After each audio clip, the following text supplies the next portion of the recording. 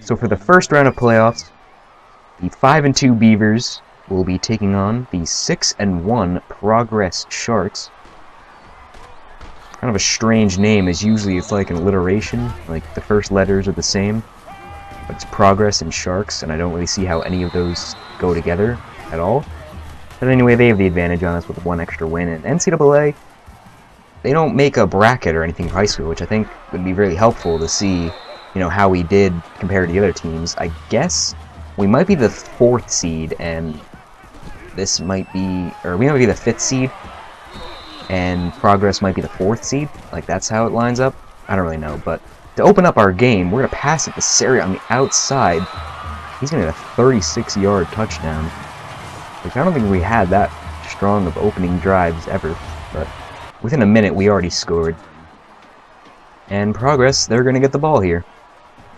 So Robinson taking it back. He gets, 26 or whatever. And Mike Scott will be their quarterback for the day. So the Sharks are going to start off with a fake handoff, throw over the middle, get a pretty good gain for their first play. He's going to fake a pitch over there. That did not look very convincing to me. But I guess it works here as they actually do the pitch now, and Robinson's going to take off the side. That one tackle somehow blocked 2 guys to get him a pretty good gain, as they're already making some moves towards his end zone. But we get to him in a sack, but the sack didn't really matter because it's only 0 yards. Find Rogers on the outside. Now they're going to give it up the middle to Robinson. He's going to pick up 7. Our defense has not been doing anything, but 2 guys had the opportunity to tackle him, and the third one finally got him. Because now Scott's going to just barely get into this end zone. As we get back-to-back scores to start off this game. The Beavers are going to take it back here to Saria. He's going to get it to the 30. We're going to find Wang down the middle. That was only about a 3-yard gain. Now it's 2nd down and 7. Find Ostrander on the side. But we cannot get any sort of breaks and tackles or anything starting off this game. Find Wang up the middle again. And now we're on their side of the field. We're going to find Howell over the middle. I don't know how he saw that ball. He just put up his hands and knew the ball was right there. And we're going to sling that pass to Wang right in the middle. But that's going to be the end of the first quarter. Not much time between both teams. We only had 3. This is the 3rd possession of the game. We're going to start off with a sack, so that's not good. 3rd and 12 will bring us just 1 yard short of the end zone. As we're going to pass it to Howell, and he gets it. That was a crucial 3rd down that we ended up scoring on. And that's 3 scores back-to-back with no stopping. Obviously, these are 2 high-powered offense teams, with us leading the Beavers. So now, the Sharks are going to get it back here. Another Cameron Riley. Pretty big gain over the middle. They're going to run it here. There's lots of running from this team. Wish we could run a little more to take some pressure off me, but we're going to find Mills on the side. And they're already nearing this end zone again. Find Robinson on the side. 2 guys. 2 of our defenders. This is kind of weird. Found him. We end up stopping them. They end up kicking a field goal. But still, that's 4 scoring possession drives in a row. And that's something we don't really see with a kneel down from Saria. We're going to start off this drive with almost a 1st down. But we end up getting it here with Wang on the outside. There's 2.5 minutes left in this half. We're going to find Weisbrecher. And I noticed that Weisbrecher only has like that kind of route. He seems to always just have a flat route. And I don't know what I was thinking there. I thought I was going to be able to cut up the middle or something. Not the middle, but the sideline. I ended up just making a rookie mistake and stepping out of bounds, but the following play, Ostrander makes up for it with a 32-yard gain. And we're actually going to give it to the running back that time. But now we're going to give it to Ostrander again, who's having a pretty big day. I think it was his 3rd. He had 2 big catches already, and a touchdown with that. And I wish that they would show more like celebrations at the end of the touchdowns. Because usually they'll show one and it'll be like me throwing it for like half a second and then him like running it in, but like never the actual catch. Because we're going to speed up this pretty short drive. They don't even get a first down. And we're back with the ball already. And that was, I think, 5 back-to-back-to-back-to-back-to-back scores from both teams. And that was finally stopped just before halftime, which is a pretty strange sight to see. With just under a minute in this halftime, we're going to find Weisbrecher for 10 yards. You know, it doesn't really matter if we score here. We're already up by 11. Pretty good for the first half. For 30 seconds, we're going to try to see if we can get something. We're going to find Saria down the middle. And it kind of looked like he stopped, but he probably could have got that touchdown. But it doesn't matter, because we're going to give Howell the touchdown anyway. That's just running up the score here before halftime. You know, and that's what I was talking about. Like, see how short that celebration was? It was like under 3 seconds. I definitely like to see, like, I don't know, just a little bit of a transition instead of just going right into the next drive. So we're going to end up the first half here with the score 28-10 for the Beavers. Start up the second half. The Sharks are going to get the ball. The Shark, I don't like saying that. I'm just going to call them Progress from now on. Progress is going to take the ball up the middle, as every single kickoff return seems to go, and they don't really get anything. So now Scott's going to take over the ball again, and he's going to try to cut down on this 18-point lead. And with this short of a game, it's going to be pretty difficult to make up all those points. It's, you know, 3 possessions. But he's threading the needle between our defenders here, getting some pretty good passes. Now he's going to take it for himself. I don't even know what that corner was doing, or linebacker. He completely had the ability to tackle him like 3 yards after his run, but did not do anything.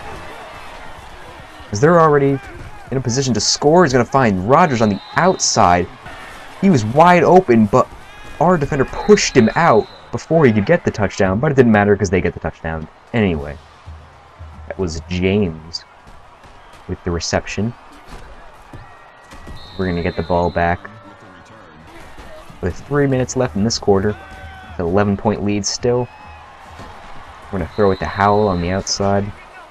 That's a pretty big third down here. Can we keep this drive alive? We can. With a run to Howell for 6 yards. That guy looked like he was dancing on it right there. Now we get a fresh set of downs and another flat route Weisbrecher catch. This time he gets 12. Now we're looking, but we just get the ball off just in time to avoid the sack. 285 touchdowns. 285 yards. 4 touchdowns here. This is looking to be one of our best games in the playoffs. And our our college stock is definitely going to go up after this game if we can keep up this performance. With a quarter left, pretty much. And just to even pad it even more, we get our 2nd rushing touchdown of the year, even though we are a pocket passing quarterback. We're able to run it in to make the score 35-17, as it is now an 18-point lead and that's going to wrap up the third quarter. With an 18-point lead, we are looking pretty strong to beat Sharks here. They don't have a lot of time left, and this penalty is not going to help them at all. Just set them back 5 yards. But they need to get something going if they're going to have any chance of getting back into this game. And quick yards like that are not going to matter. And as you can see, he had Mike Scott has 158 yards passing, as opposed to our 400. I already forget, but it doesn't compare to what we're doing. And now they're going to try, and he's going to get sacked. It's 3rd down and 23. They're going to throw it, but the defender gets it. And now here's their last chance pretty much at the game. And